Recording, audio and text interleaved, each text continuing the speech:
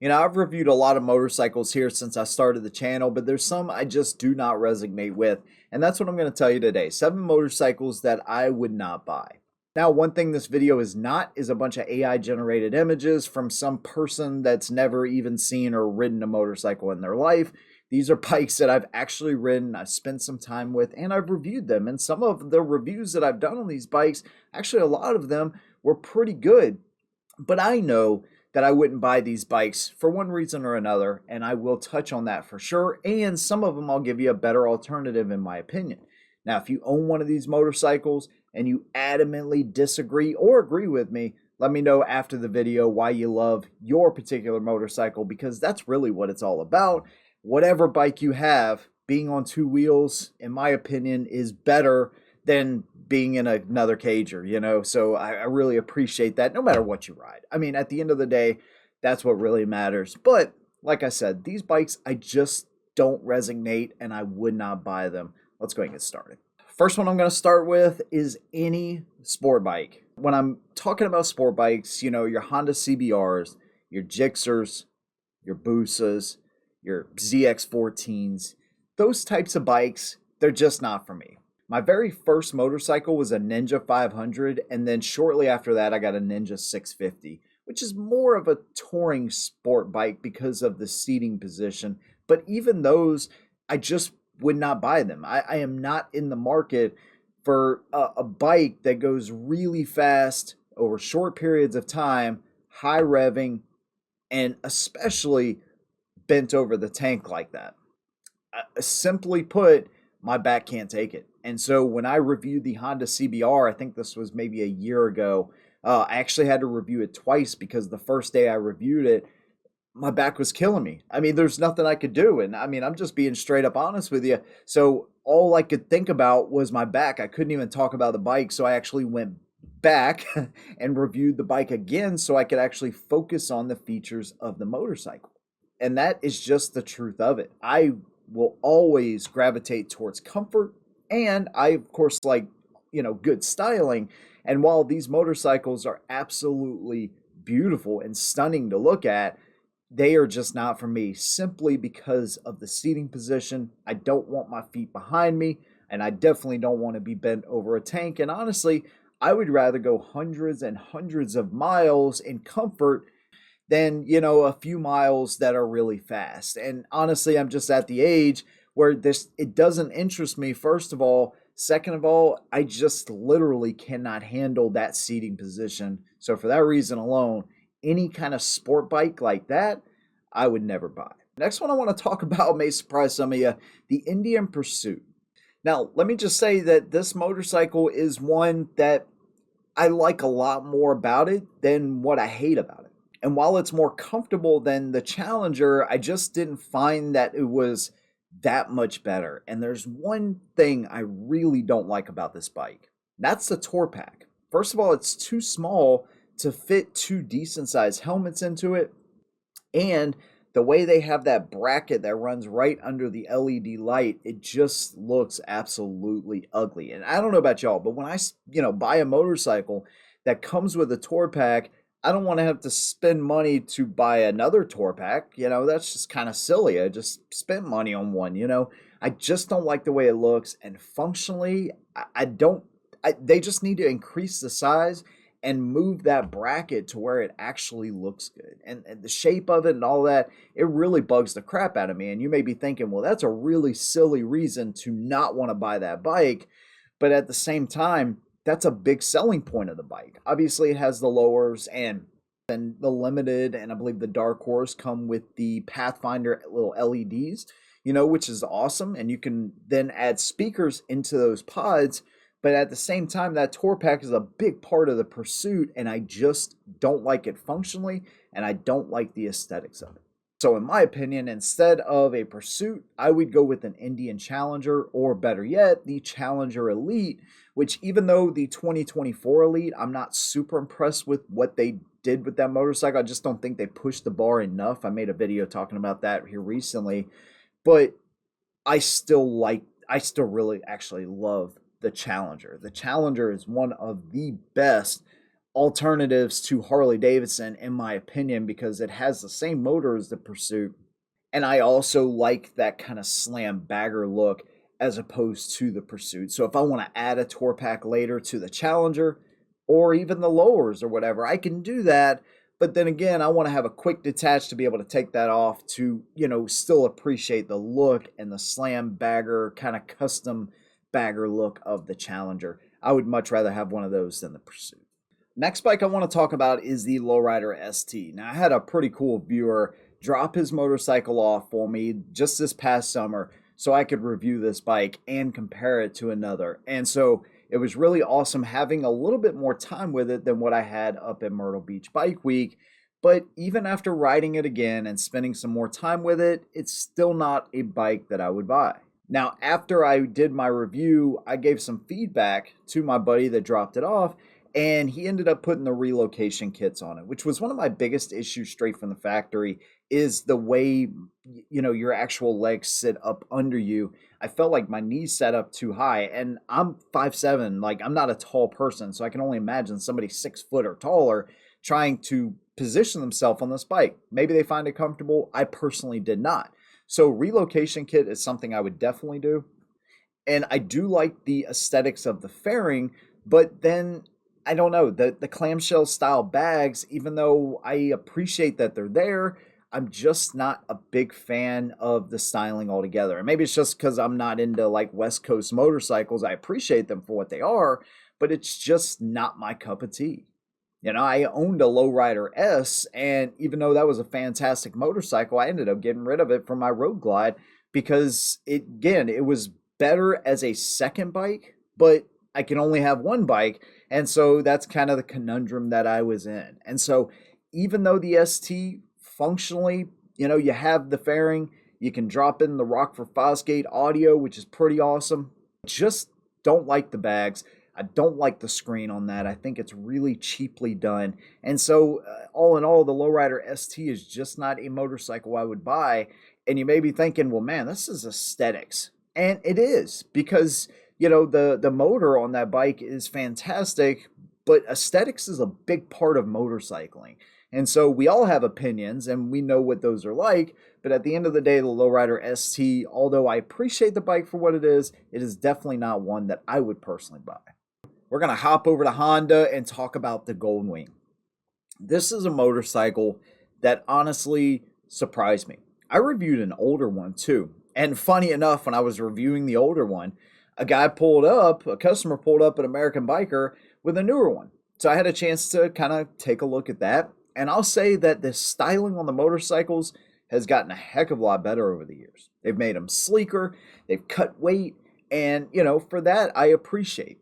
And although that horizontally opposed motor obviously gives you some good power, it still limits you in one big way, and that is the seating position. Your feet have to be right up under you because you have very limited room with the way the motor sticks out. Now, there may be some bigger floorboards and stuff that you can replace those just god-awful pegs they put on straight from the factory, and I know like Ciro makes some adjustable highway pegs, that would give you a little bit more room as well, but I felt very crunched on this bike and just nowhere for my feet to go. And so for that reason, I wouldn't buy it. I definitely wouldn't buy a DCT. I know they make it sound really cool, no shifting, no none of this, blah, blah, blah, but I like having a clutch. I don't know how y'all feel about this. Maybe I'm in the minority here, but that's fine. I like working my clutch, and maybe it's just because, I don't know, I'm younger, I guess. I don't know. But the DCT, I think I would stay away from. Paddle shifting is not nearly as fun as regular shifting with an actual clutch. And so I appreciate the options there, and it's cool that they have that, but at the same time, it's not one that I would personally buy. And I think overall, even though the aesthetics have gotten really good or a lot better on this motorcycle, it doesn't appeal to me. It's almost like a big touring sport bike in a way. They still have that same Honda styling with the way the headlights are and all that kind of stuff, and it's clearly not a sport bike. It has so many options. It has a beautiful screen now, a lot of different buttons and controls. It's like your own little cockpit right there, but it's still styling wise still kind of has that sport bike look, and personally, it's just not for me. Give me a Road Glide, give me a Challenger. I would take those all day over the Honda Goldwing. Now, y'all probably think I'm picking on Indian in this video, but I'm definitely not. I've ridden every Indian in the lineup, so I have a lot of experience with Indian, and I have a lot of experience with Harley Davidson. And while the FTR is a cool idea, it's still not one that I would buy. You know, it's not really a sport bike, and it's not really a cruiser. It kind of falls somewhere in between, which fills a very specific niche. And so if you gave me the option, hey, would you buy a leader bike or the FTR? I'd go with the FTR all day. Fortunately, I'm not forced to make that decision, and so I would buy neither. Actually, I'd probably buy a Sport Chief over the FTR. Actually, I know I would. And I've seen various reports of the FTR having some pretty serious issues, and this was more a couple years ago than the newer ones, but I can remember trying to review my very first FTR. This was before I even ever met Rob at American Biker, but that FTR had a check engine light in the middle of my review, and so I never got to do it until years later, and they've improved over time. But it's not only the trust thing, I just find this bike really uncomfortable. It's more comfortable than a sport bike because you have that straight up, type of seating position, but the seat sucks and the styling is not something that really, I don't know, sticks out to me as super appealing. They make some cool versions of it, but again, I would rather have a Sport Chief as opposed to an FTR. If I want a second bike or something to rip around town on, Sport Chief, Lowrider S, something like that, or even an Iron 1200, I would go with something like that as opposed to the FTR, but I like a more cruiser style, traditional styling motorcycle. Even something like the Fat Bob, which is way different than any cruiser out there, I would prefer that over the FTR. If I want kind of that muscle bike type of motorcycle, which, don't get me wrong, 120 horsepower, 87 foot-pounds of torque, and that frame motorcycle, it's pretty strong, but I would go with something like those other motorcycles I just mentioned. Here's one I absolutely would never buy. This one I actually reviewed on a Harley demo day. I didn't review it, actually. I rode it, and I realized how much I just did not like this bike. This is the Sportster S. Now, I always like to kind of throw in pros and cons as I'm talking. You may have noticed that.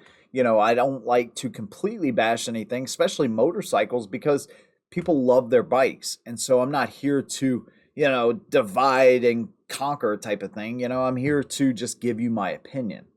And I will say the new Revolution Max motor that they have in the Sportster S, the Pan America, is crazy good. I mean, it really has pushed the bar in these Sportsters and the Pan America and what they're putting this motor in. It really is solid. And so that part of it, I really like.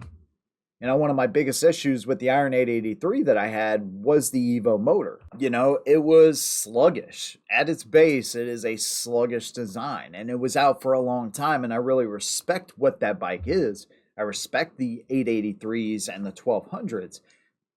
And so on that front, when it comes to the engine and the design and the aesthetics, really love it. But again, it lost all of its characteristics in the body, in the design.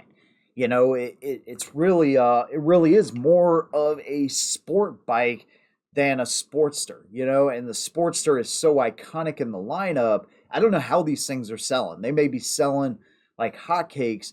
I can't imagine they are, but hey, that's just my opinion because it just doesn't look anything like a Sportster.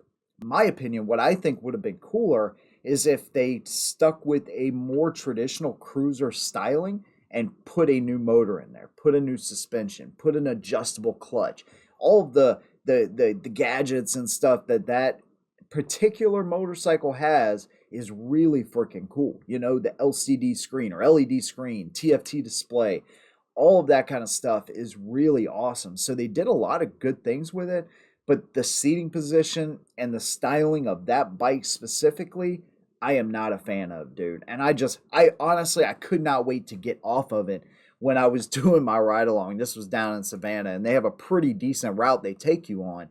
and I was just so ready to get off that thing. I really could not stand it. Sportster S, man, I wouldn't buy it. I'm just not a fan. Like I said, I'd rather have an Iron 1200, even though it's going to be a lot slower. I still like that bike styling-wise more than the new Sportster S or even the Nightster. And the last bike we'll talk about is the Indian Roadmaster. Now, I'm not talking about the Dark Horse. I'm not talking about the Limited. I'm talking about the regular Roadmaster that they still make. This thing is just gaudy. You know, it's got the big fender that covers half of the wheel. It's got the war bonnet, which I actually like. And the Chieftain fairing on its own is not bad, but then they have the LED strips that kind of run up the side, up towards the top of the fairing. They have the passing lamps on either side of the headlamp, which again is fine, but then that chrome or big chrome bezel thing that goes around the headlamp, the whole front end of this bike, it's just ugly. It, of course, has the tour pack, which, again, I'm not a fan of, and then the bubble appearance type of old school bags. I do not like this thing at all. And it's amazing because the Dark Horse and the Limited look nothing like this. Those are actually nice machines. This right here, though, the only thing it's missing is the little, frills that they put on the bottom of the floorboards and on the bottom of the bags. I mean, I know y'all have seen those Indians like that. And I don't even know if they still make those. They might, or if you know, maybe you'll leave a comment down below. But it's just too much going on this thing. I don't from the front fender to the bags to the fairing to the tour pack. I like nothing on this motorcycle. I'd much rather have a Dark Horse. It's crazy the contrast between these two bikes. So that's 7 motorcycles that I would never personally buy. I'd love to hear your opinion, no matter if you like my list, if you hate my list, if you want to leave your own list, or tell me one of these bikes that was on my list and why you really love it. Either way, man, we all are on 2 wheels, and that's the most important thing. If you like what I do, consider subscribing. You can also join me on Patreon or join the channel right here and never have to leave YouTube and get some cool perks. Big thanks to you guys. See you in the next one. And as always, hold them down.